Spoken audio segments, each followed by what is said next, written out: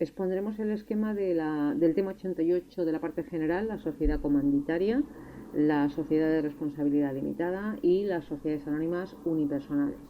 En primer lugar, comenzamos con las comanditarias, y digo comanditarias porque hay que recordar que existen varios tipos de comanditarias, al menos dos, que vamos a distinguir ahora, y no sé si el epígrafe ha querido hacer esta distinción o no, pero yo la voy a hacer.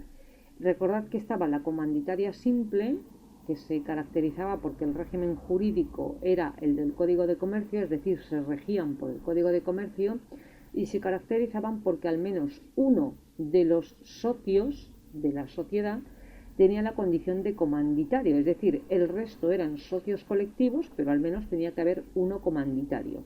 Este comanditario se caracterizaba porque solo respondía por las deudas de la sociedad hasta el capital que había aportado.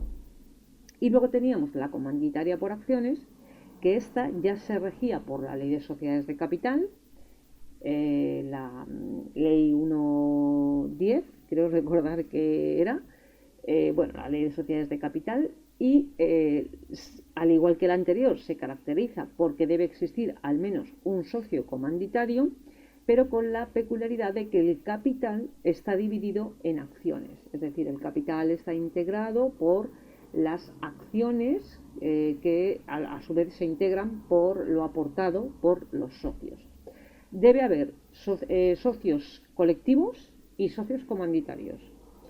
Bien, la sociedad de responsabilidad limitada, aquí ha habido un cambio en el año 22, una reforma como consecuencia de una directiva, de la transposición de una directiva europea. Como veis, ha desaparecido el 4 bis, que era el régimen de constitución sucesiva, pero bueno, porque eso, vamos a ver. Empezamos con la Ley de Sociedades de Capital, el artículo 1, una sociedad de responsabilidad limitada es aquella en la que el capital está dividido en participaciones, ojo, que no acciones, participaciones integradas por las aportaciones de todos los partícipes o socios.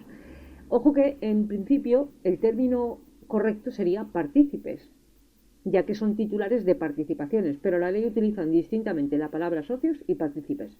Os lo aseguro, porque me lo he mirado en los artículos específicamente para ver, y lo utilizan indistintamente. Luego tenemos el artículo 4 que nos habla del capital social mínimo. Aquí hay una modificación bastante importante. Se dice que el capital mínimo de responsabilidad limitada será de €1. Lo que ocurre es que luego aquí introduce parte de lo que había en el artículo 4 bis, que era el de régimen de constitución sucesiva, pero no todo. Lo que nos dice es que en principio se puede constituir una sociedad limitada con un capital social de €1, pero hasta que alcance los 3.000 funcionan con determinadas limitaciones. Por ejemplo, en cada ejercicio de los beneficios debe hacerse una separación, digamos, del 20%, al menos el 20%, para dotar la reserva legal, constituir la reserva legal. De los beneficios extraemos el 20%, digamos, no se puede tocar ese 20% y va a la reserva legal. Y la segunda es que si hubiera liquidación de la sociedad por disolución de la misma, hay responsabilidad solidaria de los partícipes hasta llegar a los 30.000 euros que deberían haber aportado, si es que no han llegado a los 30.000 euros.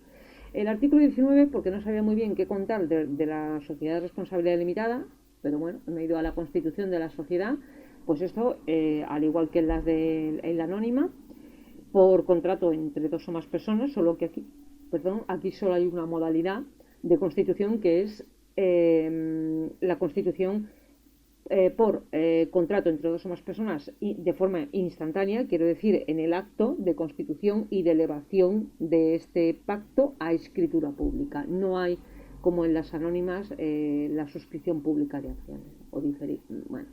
El artículo 78 nos habla del desembolso del valor nominal de las participaciones sociales. También, a diferencia de las sociedades anónimas, aquí existe la obligación de los socios fundadores de suscribir al momento de realizar la escritura pública, suscribir o adquirir la totalidad de las participaciones y además de abonar el valor íntegro de cada una de las participaciones, sea cual sea.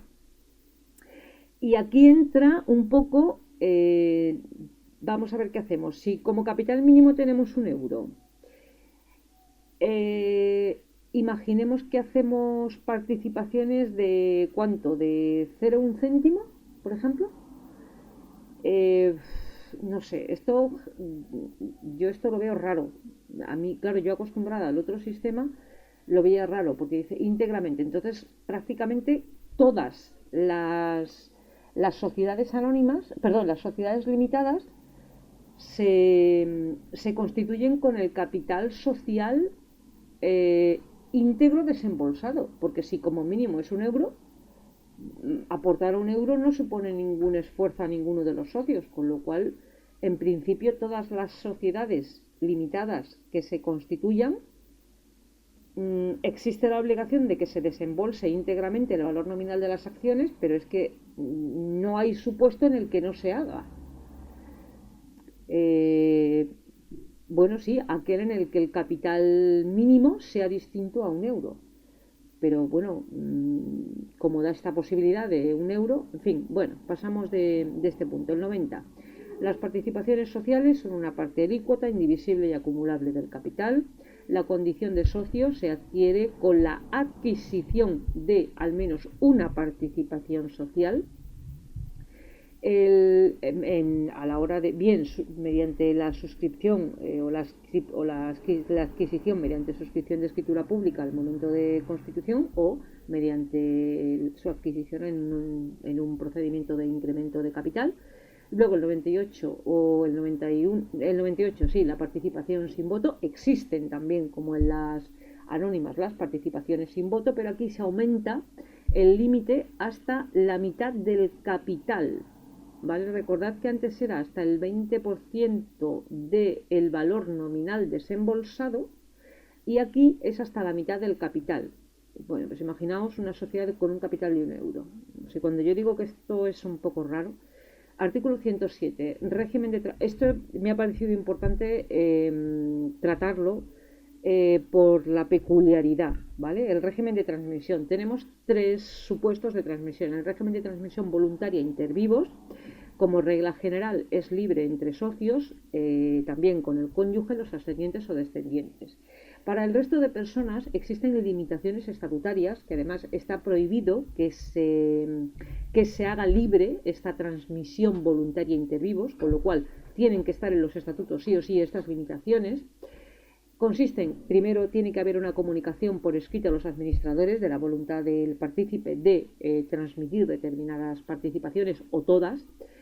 En segundo lugar, tiene que haber un consentimiento por parte de la sociedad por mayoría simple.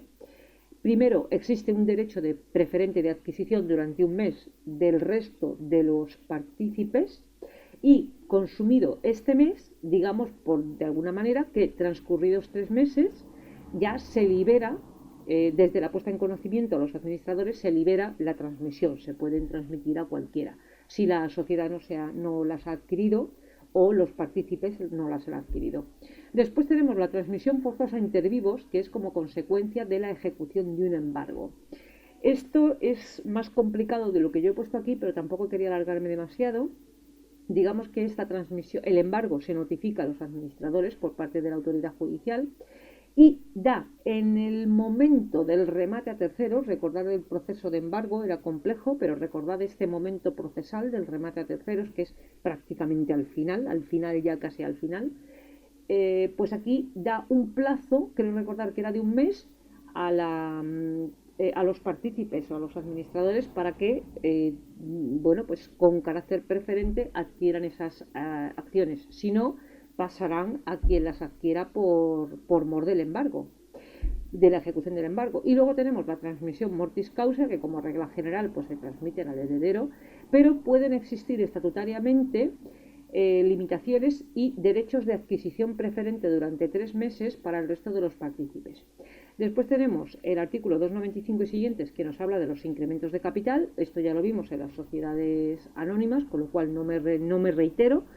y reducciones de capital en el 317 y siguientes. Veis que aquí no hay emisión de obligaciones, ¿vale? Que es una figura solo de las anónimas. Y la unipersonal, pues simplemente de artículos 12 al 16. El 12, clase de las unipersonales, pues las que son de origen, digamos, las que se constituyen así como tal, o las sobrevenidas, tampoco hace falta que explique demasiado. Artículo 13, publicidad de la unipersonalidad, tanto por la elevación a escritura pública, posteriormente por la inscripción en el registro de la propiedad, posteriormente porque en cada uno de los contratos que se haga o cada uno de los documentos públicos que suscriba la sociedad debe hacer alusión a que es unipersonal. El artículo 14, los efectos de la unipersonalidad, pues en principio esto claro, está relacionado con la responsabilidad del socio único.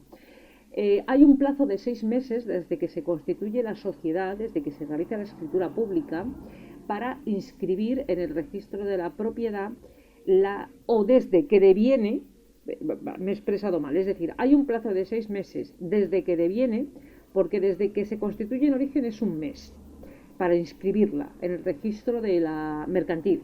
Pero las sobrevenidas hay un plazo de 6 meses para inscribir en el registro mercantil que han devenido en unipersonales. Hasta los 6 meses, digamos, el socio unipersonal no responde por las deudas de la sociedad con su patrimonio personal. Pero si transcurridos los 6 meses no se ha inscrito en el registro mercantil, tiene responsabilidad solidaria respecto de todas las deudas de la sociedad unipersonal, con su patrimonio propio o incluso con los gananciales, que eso ya vimos el tema de los gananciales.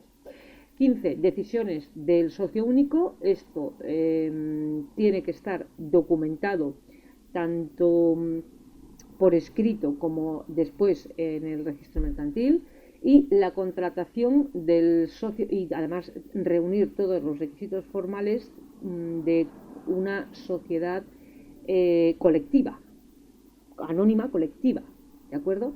Solo que aquí, claro, todas las decisiones, la Junta de Personal, el socio único, perdón, la Junta de Personal, la Junta General, el socio único, los socios, el socio único, decisiones de la Junta, el socio único. Y 16, contratación del socio único con la sociedad. Este aspecto es muy delicado. Ha de estar esta contratación documentada tanto en el libro de actas como en el registro mercantil, porque de lo contrario responde personalmente de las deudas que se puedan generar de esta contratación del socio único con la sociedad, es decir, puede ser un sistema para evitar responsabilidades y por ello se exige publicidad, pero aún así nos dice el artículo 16 que durante 2 años el socio único responderá por las ventajas que haya obtenido desde la celebración de los contratos durante 2 años si surgieren deudas o surgiere algún tipo de irregularidad legal. No se habla de responsabilidad ni solidaria ni subsidiaria. Solamente dice que será responsable por las ventajas obtenidas de esta contratación. Y es lo único que os puedo decir. Durante 2 años desde la celebración del contrato.